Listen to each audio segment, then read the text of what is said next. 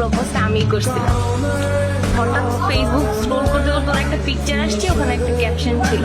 তো ক্যাপশনটা মানে একটু লাভ টাইপের সামথিং ছিল, যে ও কি কখনো ওর রিয়েল লাভ পাবে কিনা। তো ওখানে কমেন্টস ফাইজলামি করতে করতে আমি ওকে নক দিছি। নক দিয়ে ওকে ডিরেক্টলি হাই বলে দেন ওকে বলছি তুমি কি আমার সাথে রিলেশন করবা। ও বলতেছে যে মানে কি। এরপর হচ্ছে আমি ওকে বলছি কল দিতে, পর আমাকে কল দিতে, কল দেওয়ার পর আমি বলছি তুমি যদি এখন আমার সাথে রিলেশন না করো আমি হাত কেটে ফেলবো।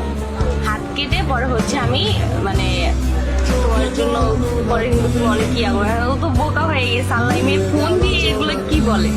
এখন আমি বলছি যে না, তো ওকে বলছি তুমি আমার রিলেশনশিপ মানে প্রপোজাল অ্যাকসেপ্ট করবে না, তাহলে কিন্তু আমি এক্ষুনি ফোন কেটে আমি হাত কাটবো। তখন ফোনটা আসলেই কেটে দিচ্ছি।